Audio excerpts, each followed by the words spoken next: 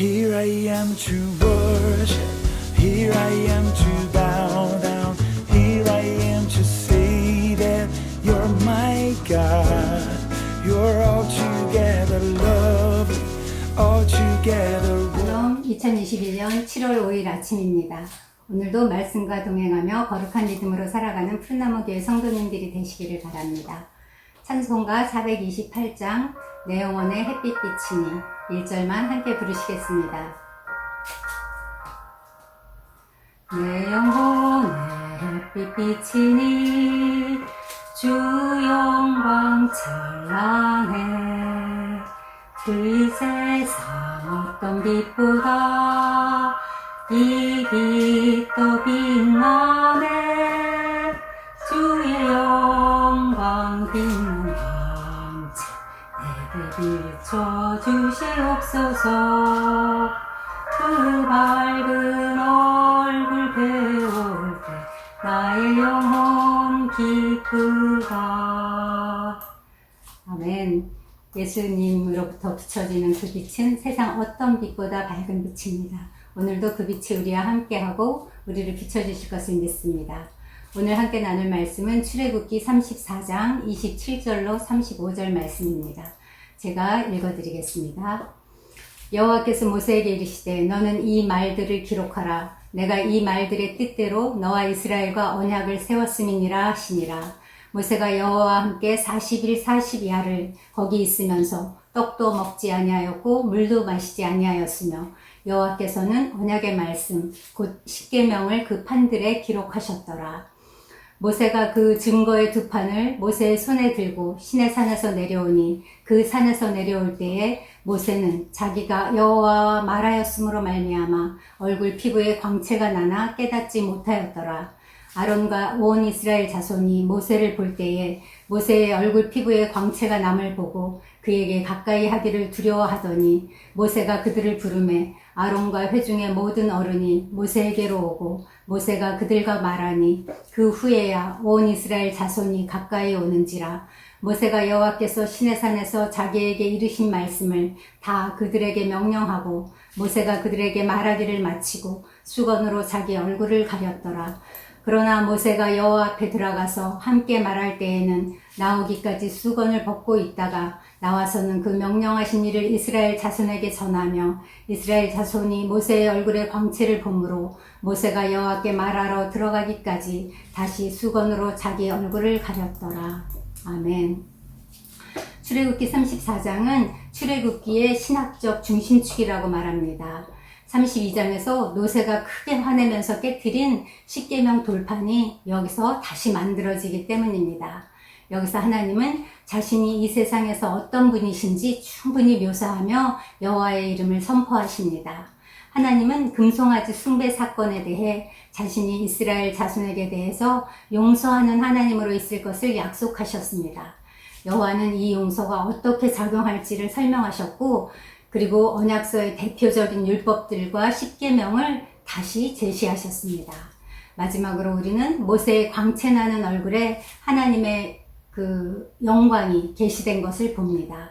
이렇게 34장에 나타난 긴장의 요약과 해결은 출애굽기 전체의 축소판과 같아서 학자들은 이 34장을 출애굽기의 신학적 중심이라고 말합니다.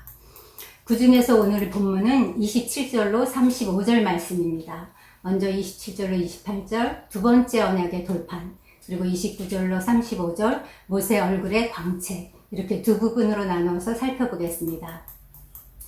27, 28절에는 이 말들을 기록하라, 이 말들의 뜻대로 언약의 말씀, 십계명 등등 말씀과 관련된 표현이 계속해서 나옵니다. 이스라엘이 광야와 가나안 땅에서 살아가는데 꼭 필요한 것은 다른 게 아니라 바로 하나님의 말씀임을 보여주는 표현이라고 할 수 있습니다. 하나님께서 모세를 산으로 부르신 이유도 모세가 거기서 40주야를 떡도 먹지 않고 물도 마시지 않고 기다린 이유도 다 이 언약의 말씀 때문이었습니다. 이는 어그러지고 거스르는 세대 가운데서 하나님의 흠없는 자녀로 세상에서 그들 가운데 빛들로 나타낼 수 있는 힘은 우리에게서 나오지 않고 살아계신 하나님의 말씀으로부터 나온다는 사실을 시사해 줍니다. 하나님의 말씀만이 우리 신앙과 삶의 유일한 기준이자 안내서입니다. 그래서 27절에서 하나님은 모세에게 이 말들의 뜻대로 이 말들을 따라 기록하라고 명령하십니다. 여기서 이 말들은 먼저 맺었던 첫 번째 언약을 가리킵니다. 그러므로 이 두 번째 언약은 첫 번째 세운 언약과 별개의 것이 아니라 전에 세웠던 언약과 동일한 언약이요, 바로 그 언약의 회복이라는 사실을 알 수 있습니다. 28절은 모세가 10계명의 말씀을 받으러 산으로 올라가서 40주야를 먹지도 마시지도 않았다고 기록합니다. 성경에서 40이라는 숫자는 연단과 시험을 나타내는 숫자입니다. 아마도 모세는 이스라엘을 대표해서 그들의 죄를 씻기 위해서 이 기간을 산에서 보냈을 것입니다. 모세는 지난번에 40일과 이번에 40일을 합하여 도합 80일간을 금식한 셈입니다. 어떻게 사람이 물도 안 먹고 떡도 안 먹고 40일을 견딜 수 있었을까요? 그것도 두 번씩이나. 분명히 하나님을 만나는 영적인 체험이 음식물보다 강력한 힘으로 작용했음을 짐작할 수 있습니다. 사람이 마음이 기쁘고 즐거우면 우리 체내에서는 베타 엔돌핀이라는 호르몬이 분비된다고 합니다. 이것은 기분 좋게 하는데 그치지 않고 인체의 노화 방지, 암세포 파괴, 기억력 및 인내력 향상, 면역력 강화 등을 일으키는데 작용하는 호르몬이라고 합니다. 그런데 사람들에게는 이 엔돌핀보다도 4000배나 강한 더 강력한 다이돌핀이라는 호르몬이 있습니다. 다이돌핀은 일반적이고 상식적인 상황이 아니라 특별한 감동을 받거나 강력한 영적 체험을 할 때 순간적으로 우리 몸에서 분비된다고 합니다.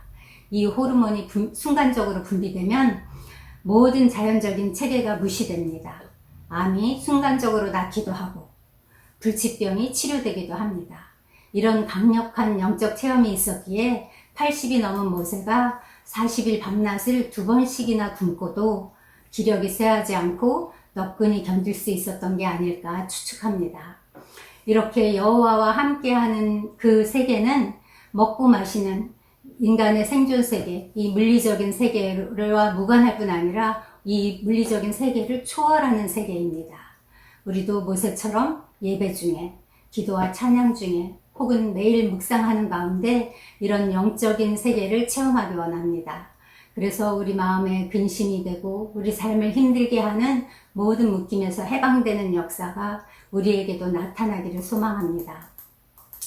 29절로 35절은 시내산에서 40일간 금식하며 10계명 새 돌판을 받아 내려온 모세의 얼굴에 광채가 나는 신비한 사건을 기록하고 있습니다. 모세의 얼굴 피부에 광채가 나는 것을 원문에 가깝게 직역하면 보라, 빛나는 얼굴에 피부가 되었도다 라는 뜻이라고 합니다. 모세의 빛나는 얼굴을 보고 놀라워하는 백성들의 모습을 생생히 묘사한 표현이라고 할 수 있습니다. 29절을 보면 모세의 얼굴에서 광채가 나는 이유를 여호와와 말하였으므로 말미암아 라고 기록하고 있습니다. 모세의 얼굴에서 나는 광채는 모세의 것이 아니라 여호와 하나님의 것이라는 사실을 증명해주는 말입니다. 모세가 다른 모든 것과의 관계를 단절하고 40일간 하나님과의 교제에만 집중한 결과 하나님의 영광이 자연스럽게 모세에게 나타난 것입니다. 이처럼 거룩하신 하나님과 친밀한 관계를 지속하는 사람은 자기도 모르는 사이에 하나님의 거룩함에 참여하게 되고 또 자연스럽게 하나님의 영광을 다른 사람들에게 비추게 되어 있습니다. 그런데 모세의 얼굴에 빛이 나는 것을 누가 먼저 알았습니까? 30절에는 백성들이 먼저 보고 두려워서 가까이 하기를 두려워했다고 나옵니다. 정작 당사자인 모세는 자기 얼굴에 그 피부에서 광채가 나는 것을 깨닫지 못했는데 사람들이 먼저 보고 알았습니다.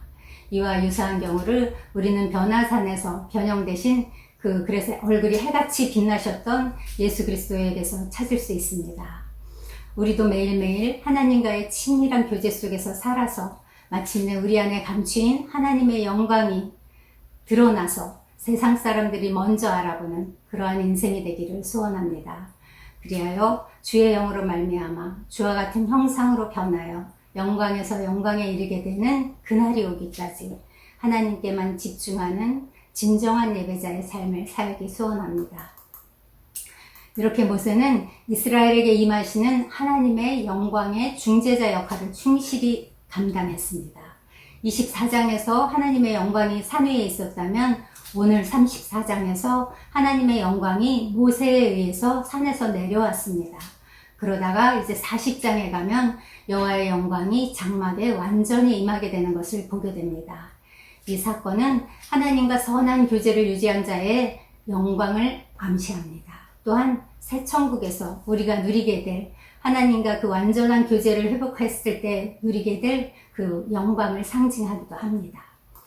산상수훈에서 예수님은 너희는 세상의 빛이라 산 위에 있는 동네가 숨겨지지 못할 것이요 사람이 등불을 켜서 말 아래 두지 아니하고 등경 위에 두나니 이러므로 집안 모든 사람들에게 비치느니라. 이같이 너희 빛이 사람 앞에 비치게 하여 그들로 너희 착한 행실을 보고 하늘에 계신 너희 아버지께 영광을 돌리게 하라 라고 말씀하셨습니다. 이 말씀은 하나님이 우리를 세상의 빛으로 보내셨다고 말합니다. 성경에서 빛은 말씀으로 오신 예수 그리스도를 가리킵니다. 그렇다면 우리는 빛이 뭔가를 드러내는 자로 택함받은 사람이라는 뜻입니다. 보내신 분의 뜻을 따라 사는 것이 우리의 사명입니다. 그렇다면 빛이 뭔가를 드러내는 것이 곧 우리의 사명이라는 뜻입니다. 불을 켜서 등경 위에 두어서 집안 모든 사람에게 비추게 하는 것, 곧 우리 삶을 통해서 그리스도가 어떤 분인가를 증거하는 것, 이것이 우리의 사명입니다. 성경은 이것을 착한 행실이라고 말합니다. 세상 사람들이 우리의 착한 행실을 통해 비춰지는 그리스도의 영광을 볼 때에 세상은 하나님께 영광을 돌리게 될 것입니다. 그런데 이 말씀에는 등불을 비출 수 없는 경우를 콕 집어서 언급하고 있습니다. 너무나 중요한 말씀인데 무심한 듯 한마디로 계시합니다. 그것이 우리로 보내신 분의 뜻을 따라 살지 못하게 하고 사명을 따라 살지 못하게 하는 아주 중요한 것인데 그게 바로 무엇일까요? 네, 바로 불을 켜서 말 아래에 두는 것입니다.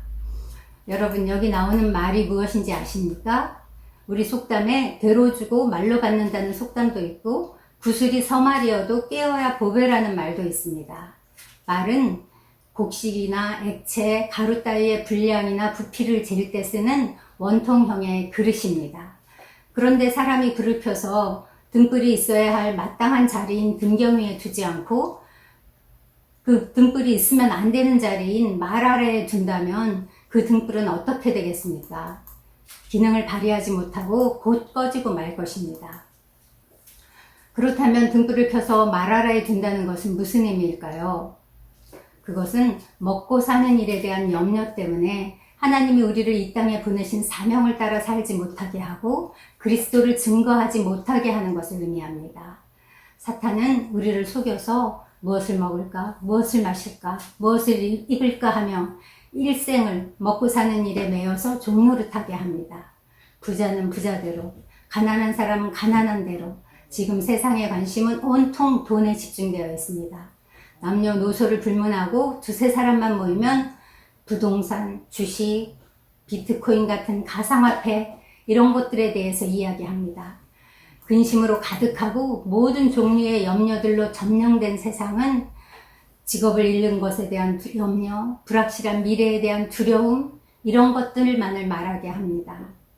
그러나 불을 켜서 말 아래 두지 않는 사람은 오직 그리스도와 교회에 대하여 말합니다. 우리는 처음으로부터 그리스도인들의 근심 없음이 세상 사람들을 만진다는 것을 압니다. 만일 어떤 사람이 당신을 접촉할 때 당신 안에 염려가 없고 세상이 줄 수 없는 평안과 주님에 대한 누림이 있는 것을 본다면 그는 깊이 만진받을 것입니다. 이렇게 사는 그리스도인들은 성경이 하나님의 말씀임을 믿을 뿐 아니라 하나님이 자신의 삶에 초자연적으로 간섭할 수 있다는 가능성도 믿고 그것을 기대하며 삽니다. 보이지 않는 영적 세계가 실제로 이 현실 세계와 놀랍게 서로 반응하며 하나님 나라의 완성을 향해 전진하고 있다는 사실을 믿기에 보이는 세계를 전부로 여기면서 살지 않습니다. 이러한 사람들로서 우리는 다른 사람들의 마음을 만지며 안으로부터 그들에게 빛을 비출 것입니다. 이것이 바로 등불을 켜서 등경 위에 두는 것이요 먼저 그의 나라와 의를 구하는 삶입니다. 성도 여러분, 당신은 등불을 켜서 어디에 두고 있습니까?